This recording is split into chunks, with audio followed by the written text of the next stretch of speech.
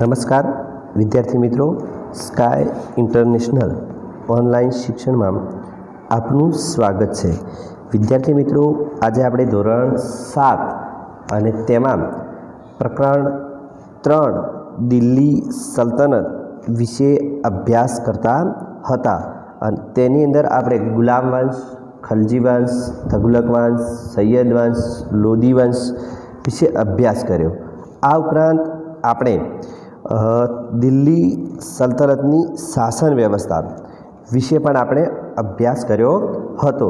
હવે આપણે જોઈશું દિલ્હી સલ્તનત અને આ સમયગાળા દરમિયાન કિલ્લા અને અન્ય બાંધકામો વિશે આપણે અભ્યાસ કરવાનો છે। તો જોઈએ કે દિલ્હી સલ્તનતની સ્થાપનાથી ભારતમાં ભારતીય ઇસ્લામિક શૈલીના સ્થાપત્યોના નિર્માણની શરૂઆત થઈ કે આ સમય દરમિયાન ઇસ્લામિક અને હિન્દુ બંને શૈલીનું ત્યાં સમન્વય જોવા મળતો હતો કે દિલ્હી સલ્તનતના સમયગાળા દરમિયાન કિલ્લાઓ, મસ્જિદો, મકબરા, મકાનો, બગીચા, દરવાજા, મિનારાઓ વગેરે જેવી સ્થાપત્ય કલાની દ્રષ્ટિએ નોંધપાત્ર ગણાવી શકાય તેવી કૃતિઓ તૈયાર કરવામાં આવી હતી કે કુતુબુદ્દીન ઐબકના સમયમાં દિલ્હીમાં કુવેત ઉલ ઇસ્લામ નામની મસ્જિદનું નિર્માણ કરવામાં આવ્યું હતું। આ મસ્જિદનું નિર્માણ કુતુબુદ્દીન ઐબક દ્વારા કરવામાં આવ્યું હતું। આ ઉપરાંત ઐબકે બંધાવેલ બીજી મહત્વની ઇમારત તે હતી કુતુબ મિનાર। બરાબર છે। કુતુબ મિનારનું બાંધકામ બાકી હતું અને કુતુબુદ્દીન અવસાન પામ્યો હતો કે કુતુબુદ્દીનના સમયમાં તેનો એક જ માળ બાંધી શક્યો અને તેનું અવસાન થઈ હતું। માત્ર ને માત્ર તેને એક જ માળ બાંધ્યો હતો અને તે અવસાન પામ્યો હતો। બાકીનું કામ તેના જમાઈ એટલે કે ગુલામ વંશના બીજા સ્થાપક, સાચા સ્થાપક ઇલ્તુમિશે આ કુતુબ મિનારનું બાંધકામ પૂર્ણ કરાવ્યું હતું। ફિરોઝ શાહ તુઘલક અને સિકંદર લોદીએ તેનો જીર્ણોદ્ધાર કરાવેલો હતો કે ઇલ્તુમિશ દ્વારા જે કુતુબ મિનારનું કામ પૂર્ણ કરાવવામાં આવ્યું હતું તેનું જીર્ણોદ્ધાર એટલે કે તેને ફરીથી સમો કરાવવામાં આવ્યો, રિપેર કરાવવામાં આવ્યો હતો। કુતુબુદ્દીન ઐબકે નિર્મિત અન્ય એક ઇમારત કે ઢાઈ દિનકા ઝોપડા નામની મસ્જિદ જે અજમેરમાં આવેલી છે તે અજમેરમાં બંધાવવામાં આવી હતી। ઇલ્તુમિશના સમયમાં હોજે સમ્મી, ઈદગાહ અને જુમા મસ્જિદનો સમાવેશ થાય છે। આવી ઇમારતો ઇલ્તુમિશના સમયમાં બંધાવવામાં આવી હતી। ખલજી વંશ દરમિયાન અલાઉદ્દીન ખલજીએ બંધાવેલ અલાઈ દરવાજા નામનો પ્રવેશદ્વાર, શીરી નામનો કિલ્લો અને શીરી નામનું નગર તથા હોજે ખાસનો સમાવેશ થાય છે। આ તમામ બાંધકામો એ અલાઉદ્દીન ખલજી દ્વારા કરવામાં આવ્યા હતા। તગલક શાસન દરમિયાન તગુલકાબાદ, ફિરોઝાબાદ, હિસાર, જૈનપુર, ફિરોઝપુર, ફતેહાબાદ વગેરે જેવા ઘણા બધા નગરો વસાવવામાં આવ્યા હતા અને ત્યાં વસવાટ કરાવવામાં આવ્યો હતો। આ સમયગાળા દરમિયાન દિલ્હીમાં અનેક કિલ્લાઓ, મસ્જિદો, તળાવો, મહેલો, સ્નાનાગરો, મકબરાઓ, પુલો, સરાઈઓ, બગીચાઓ વગેરેનું નિર્માણ કરાવવામાં આવ્યું હતું।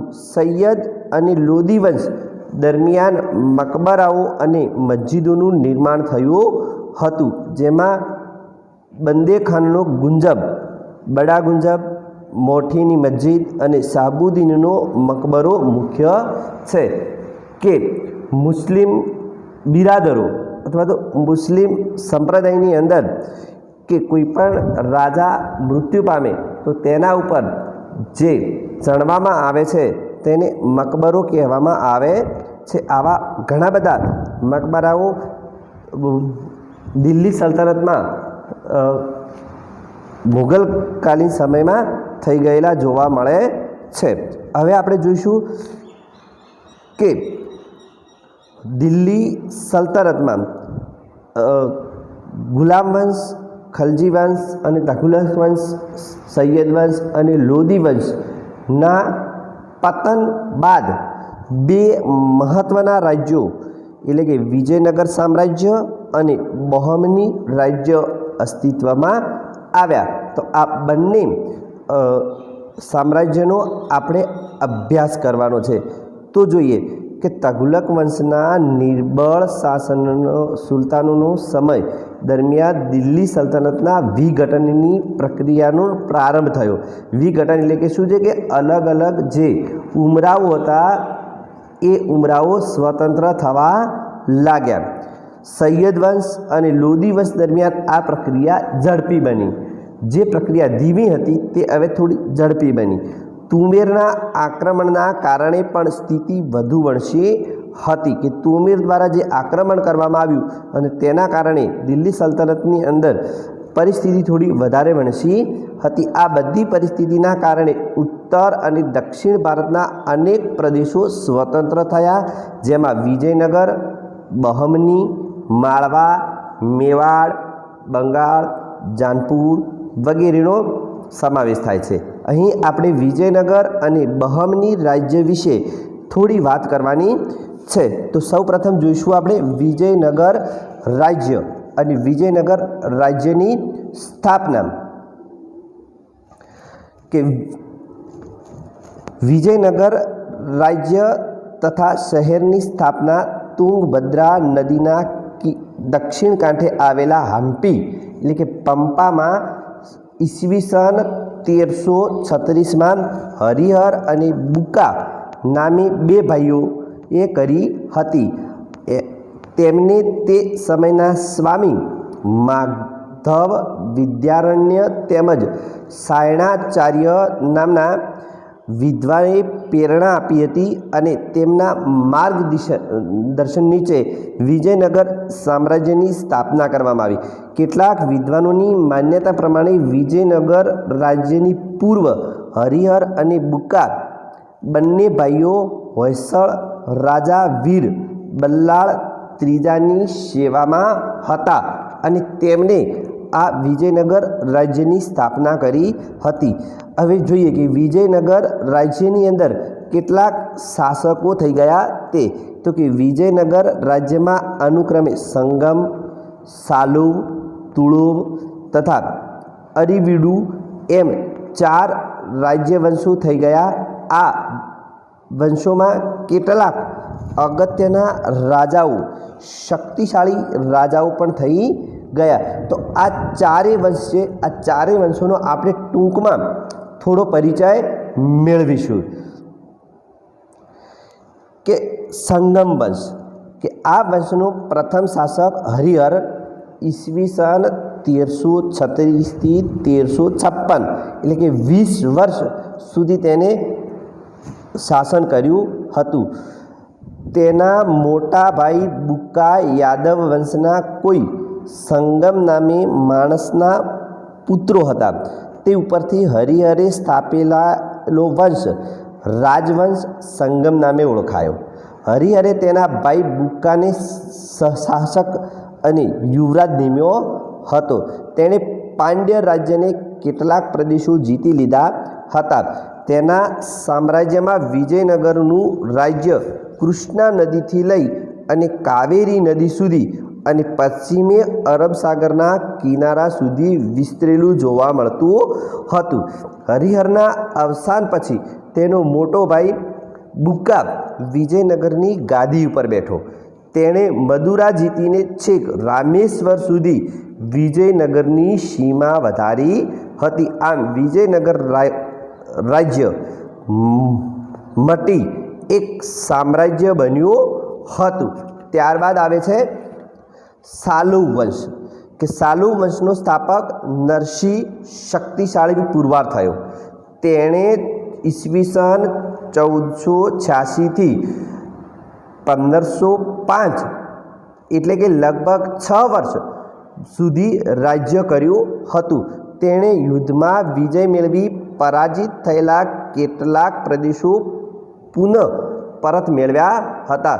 કે અગાઉ જે રાજાઓ પોતાના પ્રદેશો હારી ગયા હતા તેને પરત મેળવ્યા હતા. સાલુ વંશના નરસિંહ પછીના શાસકો નિર્બળ નીવડતા ઈસવીસન 1505માં વિજયનગર સામ્રાજ્ય બીજું સત્તાગ્રહણ થયું અને તુળુ વંશની સ્થાપના થઈ. ત્યારબાદ ત્રીજો વંશ આવે છે એ તુળુ વંશ છે કે તુળુ વંશનો સ્થાપક વીર નરસિંહ તુળુ પ્રદેશોનો હોવાથી તેનો વંશ તુળુ નામે ઓળખાયો હતો. તે એક સફળ શાસક બની રહ્યો હતો. તે પછી તેનો ભાઈ કૃષ્ણદેવરાય વિજયનગરની ગાદી પર આવ્યો હતો. વિદ્યાર્થી મિત્રો, અહીંયા તમે કૃષ્ણદેવરાય જે છે તેનો ફોટો જોઈ શકો છો. આપણે વધારે જાણકારી મેળવીએ કે કૃષ્ણદેવરાય ઈસવીસન 1509થી ઈસવીસન 1530 લગભગ 21 વર્ષ સુધી તે વિજયનગરની ગાદી પર રાજા બની રહ્યો. કે કૃષ્ણદેવરાય વિજયનગર સામ્રાજ્યનો સૌથી મહાન રાજા હતો. તેને ભારતના મહાન રાજાઓમાં પણ ગણતરી થાય છે. એક મહાન વિજેતા તરીકે તેણે વિજયનગર રાજ્યની સીમાઓ વિસ્તૃત કરી હતી. તેના સમયમાં વિજયનગરની સીમાઓ વિશાખાપટ્ટનમથી લઈ પશ્ચિમે કોંકણ અને દક્ષિણમાં છેક કન્યાકુમારી સુધી વિસ્તરેલી જોવા મળે છે. તેણે હિન્દ મહાસાગરના કેટલાક ટાપુઓ પર પણ પોતાનું આધિપત્ય સ્થાપ્યું હતું. આ દ્રષ્ટિએ તે એક મહાન યોદ્ધા, સફળ સેનાપતિ અને પ્રતાપી વિજેતા હતો. વિજયોની પરંપરા હાંસલ કરી તે ભારતના ઇતિહાસનો એક પ્રતાપી રાજાઓમાંનો એક બન્યો હતો. કૃષ્ણદેવરાય માત્ર મહાન સેનાપતિ કે વિજેતા નહીં પણ એક સફળ શાસક પણ હતો. તેણે સામ્રાજ્ય સફળ વહીવટ દ્વારા યોગ્ય સંચાલન કર્યું હતું. તેના સમયમાં વિજયનગરનું સામ્રાજ્ય જાહો જલાલીની ટોચ પર પહોંચ્યું હતું. કૃષ્ણદેવરાય વિદ્વાનો, કવિઓ, સાહિત્યકારો, કલાકારો વગેરેની કલાઓનો ખૂબ જ શોખીન હતો અને આવા જે કલાકારો છે, કવિઓ છે, વિદ્વાનો છે તેમનો ખૂબ જ આદર કરતો હતો. આથી તે આંધ્રભોજના નામથી પણ ઓળખાયો હતો. રાજા પોતે પણ એક વિદ્વાન અને કવિ હતો. તેણે આમુક્ત મલ્યદા નામે કાવ્યની રચના તેલુગુ ભાષામાં કરી હતી. તેની રાજસભામાં 8 કવિઓ એટલે અષ્ટદિગ્ગજો કહેવાતા હતા. તે તેના દરબારના રત્નો કહેવાતા હતા. કૃષ્ણદેવરાયે સાહિત્ય અને કલાના ક્ષેત્રે પણ વિજયનગરને સમૃદ્ધ બનાવ્યું હતું. તેણે વિઠ્ઠલ મંદિર, વિરૂપાક્ષ મંદિર અને હજારા રામ મંદિર જેવી અનેક સુંદર ઇમારતો અને મંદિરો નિર્માણ કરાવ્યા હતા.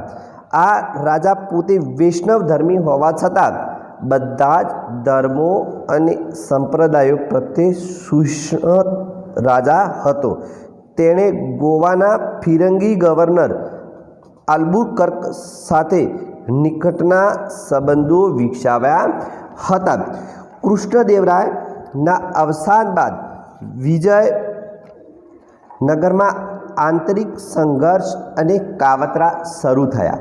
23 જાન્યુઆરી 1565ના તાલીકોટના યુદ્ધમાં મુસ્લિમ રાજ્યોના બનેલા સંઘની સામે વિજયનગરનો પરાજય થયો અને યુદ્ધ બાદ પણ વિજયનગર સામ્રાજ્ય એક સદી સુધી ટકી રહ્યું પણ પહેલાં જેટલી ભવ્યતા પ્રાપ્ત કરી શક્યું નહીં. હવે વિદ્યાર્થી મિત્રો, બીજું રાજ્ય છે બહમની રાજ્ય કે ઈસવીસન 1347થી ઈસવીસન 1518 કે બહમની રાજ્યની સ્થાપના દક્ષિણના પ્રદેશોમાં મુહમ્મદ તગલકની રીતિનીતિઓ સામે થયેલા ઉમરાવોના બળવાના પરિણામે થઈ હતી કે મુહમ્મદ તગલકના સમયગાળા દરમિયાન જે ઉમરાવો હતા આ ઉમરાઓએ તેના સામે બળવો કર્યો અને યુદ્ધ કર્યું અને તેના પરિણામે સ્વતંત્ર થયેલા રાજ્યોએ બહમની રાજ્યની સ્થાપના કરી. ઉમરાઓએ અહીં ઇસ્લામ મંખ નામે વૃદ્ધ સરદારને ગાદીએ બેસાડ્યો હતો. કે શું કર્યું હતું કે ત્યાંના જે ઉમરાઓ હતા તે ઉમરાઓએ મુહમ્મદ તગલકની વિરુદ્ધમાં કોને ગાદીએ બેહાડ્યો હતો? ઇસ્લામ મંખ નામે એક વૃદ્ધ થઈ ગયા તેમને ગાદી બેસાડ્યા હતા. તે પછી તેમણે પોતાની વૃદ્ધાવસ્થાના કારણે તે ગાદી હસન નામના એક અફઘાન સરદારને સોંપી અને હસને અહીં બહમની વંશ નામે રાજ્યની સ્થાપના કરી હતી. ફરિશ્તા નામે ઇતિહાસકારના કથન પ્રમાણે બહમની નામ ગંગુ નામે બ્રાહ્મણે હસનનો ઉછેર કર્યો હોવાથી પડેલું છે કે આ જે હસન હતો ફરિશ્તા નામનો ઇતિહાસકાર થઈ ગયો તે નોંધે છે તે પ્રમાણે કે હસનનો ઉછેર ગંગુ નામે જે બ્રાહ્મણ હતો આ બ્રાહ્મણે કર્યો હતો અને એટલા માટે જ આ વંશ બહમની વંશ તરીકે ઓળખાય. પરંતુ બીજા ઇતિહાસકારો હસન ઈરાનના બહમન શાહનો વંશજ હતો અને તેથી તેણે પોતે વંશનું નામ બહમન રાખ્યું હોવાની માન્યતા પ્રાપ્ત થાય છે. ગાદીએ આવતા હસને અલાઉદ્દીન બહમન શાહ નામ ધારણ કર્યું અને તેણે ગુલબર્ગને રાજધાની બનાવી હતી. તેના વંશમાં મુહમ્મદ શાહ પહેલો, અલાઉદ્દીન, મુજાહુદ્દીન શાહ અને અન્ય સુલતાનો થઈ ગયા. એ પૈકી મુહમ્મદ શાહ ત્રીજાના સમયમાં મુહમ્મદ ગવાન નામે એક શક્તિશાળી વજીર થઈ ગયા. તેના સમયમાં બહમની રાજ્યનો વિસ્તાર છેક મુંબઈથી ગોવા અને કોંકણથી કૃષ્ણા નદી સુધી વિસ્તર્યો હતો. મુહમ્મદ ગોવાનનું મૃત્યુ થયું તે પછી બહમની રાજ્યની પડતી શરૂ થઈ અને અંતે તેનું વિઘટન થયું અને આ વિઘટન થયેલું બહમની રાજ્ય 5 રાજ્યોની અંદર વિભાજિત થયું. તો કયા કયા 5 રાજ્યો હતા તે જોઈએ કે સૌથી પહેલાં પ્રથમ એક ઇમાદ શાહે સ્થાપેલ વરાડની ઇમાદ શાહી રાજ્ય. બીજું છે આદિલ શાહે સ્થાપેલ બીજાપુરની આદિલ શાહી. ત્રીજા નંબરનું છે નિઝામ ઉલ મુલ્કે સ્થાપેલી અહમદનગરની નિઝામ શાહી. 4 છે કાસિમ બિરાદે સ્થાપેલ બીડરની બરીદ શાહી. અને 5 કુતબ ઉલ મુલ્કે ગોવાળ કાંડામાં સ્થાપેલી કુતબુ શાહી. અને આ રીતે બહમની રાજ્યના 5 વિભાગોમાં વિભાજન થયું, એનું વિઘટન થયું. અને હવે જોઈએ દિલ્હી સલ્તનતનો અંત કે દિલ્હી સલ્તનત શાસનની સ્થાપના ઈસવીસન 1206માં કુતુબુદ્દીન એબક દ્વારા થઈ અને તે 320 વર્ષ પછી એટલે કે ઈસવીસન 1526માં ઇબ્રાહિમ લોદીના શાસનના અંત સાથે તેનો અંત થયો. આ લગભગ 350 વર્ષ દરમિયાન યોગ્ય, શક્તિશાળી અને કેટલીક વાર નિર્બળ સુલતાનો પણ ગાદી પર આવ્યા અને આમ 320 વર્ષના શાસનકાળ દરમિયાન દિલ્હી સલ્તનતની અંદર ઘણી ઉથલ પાથલો થઈ, કેટલીક ચડતી કેટલીક પડતી આપણને જોવા મળે છે. છતાં પણ સવા 300 વર્ષ દરમિયાન યોગ્ય, શક્તિશાળી અને કેટલીક વાર નિર્બળ સુલતાનો પણ ગાદીએ આવ્યા અને દિલ્હી આ મુસ્લિમ મહારાજ્ય અનેક તકડી છાયડી જોઈ અને ઉદય તેનો અસ્ત એ ન્યાય તેનું પતન થયું. અસ્તુ. જય હિન્દ, જય ભારત. ઘર રહો, સુરક્ષિત રહો.